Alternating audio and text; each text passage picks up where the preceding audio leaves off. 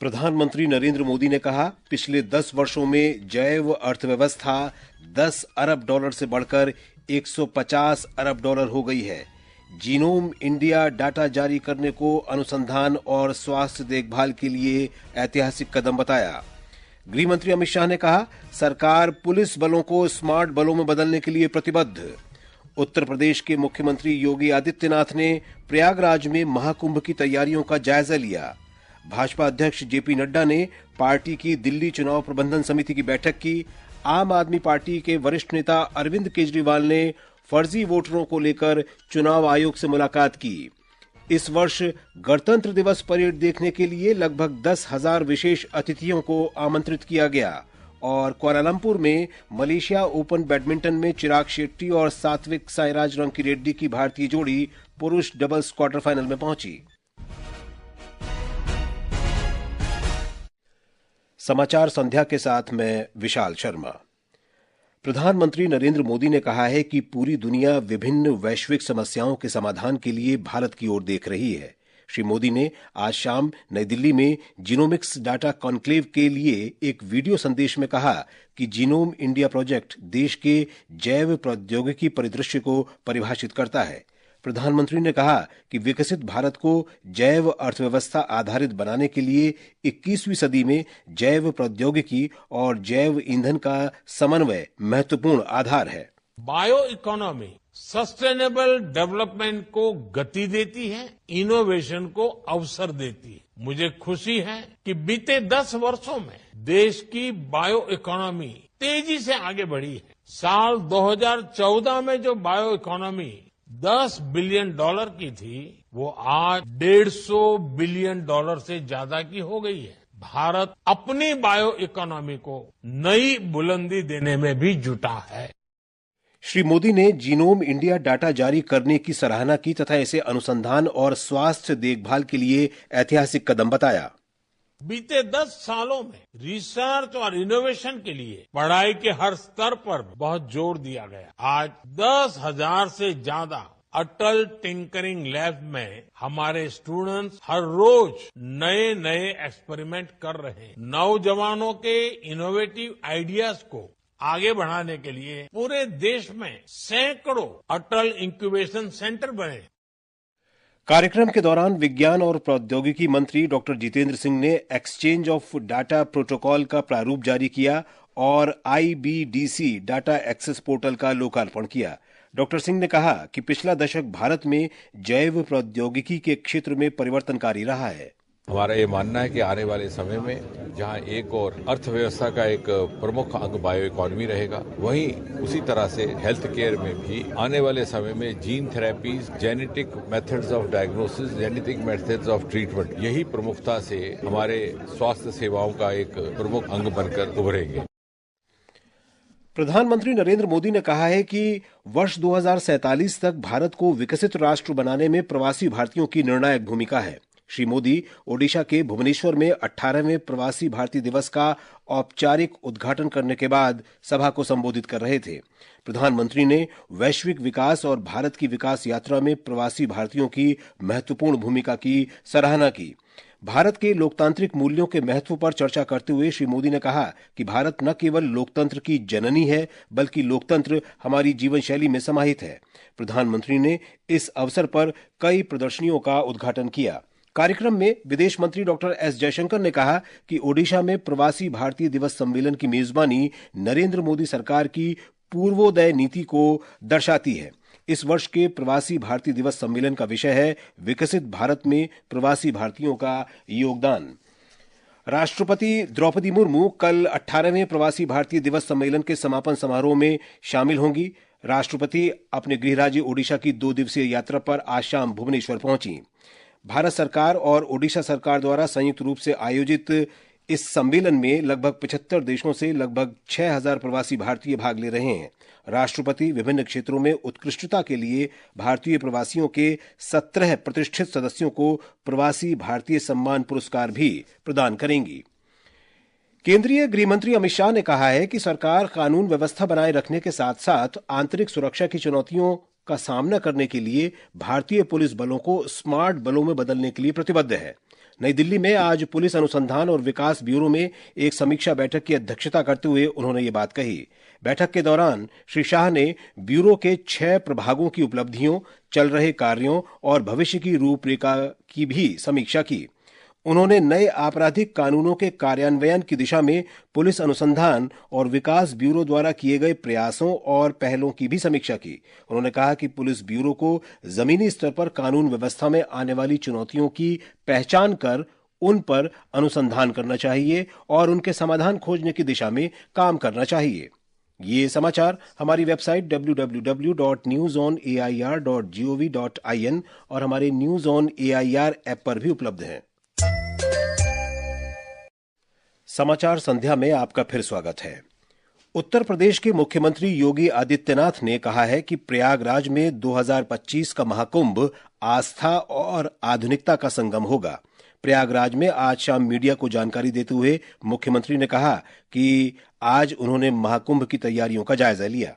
आस्था और आधुनिकता का ये महासमागम प्रत्येक व्यक्ति के जीवन में भी कैसे खुशहाली ला सकता है। लाखों लोग इस पूरी व्यवस्था के साथ जुड़े हुए। 2 लाख करोड़ रुपए का ग्रोथ अकेले प्रयागराज महाकुंभ से होने, कैसे आस्था अर्थव्यवस्था को सुदृढ़ता प्रदान करती है, प्रयागराज उसका एक नया उदाहरण बनने जा रहा है। और इसलिए आज के इस अवसर पर स्वच्छ कुंभ के साथ साथ इसको हम लोगों ने एक सुरक्षित, तो व्यवस्थित और आधुनिक महासमागम के रूप में जो भी योजना तैयार की है आपके सामने है।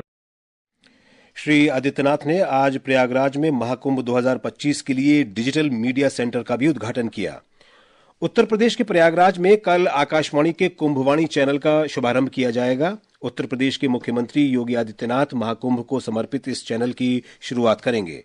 सूचना और प्रसारण राज्य मंत्री डॉक्टर एल मुरुगन कार्यक्रम में वर्चुअल माध्यम से भाग लेंगे। इस दौरान मुख्यमंत्री कुंभ मंगल धुन का भी शुभारंभ करेंगे। आकाशवाणी का कुंभवाणी चैनल कल से 26 फरवरी तक सुबह 5:55 से रात 10:05 तक महाकुंभ की गतिविधियों पर आधारित कार्यक्रम प्रसारित करेगा। कुंभवाणी चैनल के जरिए अमृत स्नान की लाइव कमेंट्री प्रसारित की जाएगी। कार्यक्रम को 103.5 megahertz frequency, news on AIR app और वेव्स ओटीटी प्लेटफॉर्म पर सुना जा सकेगा।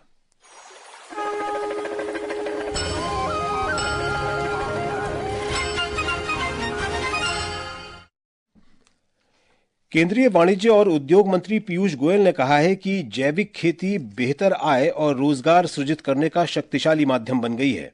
श्री गोयल ने आज नई दिल्ली में राष्ट्रीय जैविक उपज कार्यक्रम के 8वें संस्करण का उद्घाटन करते हुए कहा कि जैविक खेती से किसानों की आय में वृद्धि हुई है। केंद्रीय मंत्री ने कहा कि फिलहाल जैविक उत्पादों का निर्यात 6,000 करोड़ रुपए है, जिसके अगले 3 वर्ष में 20,000 करोड़ रुपए होने की संभावना है।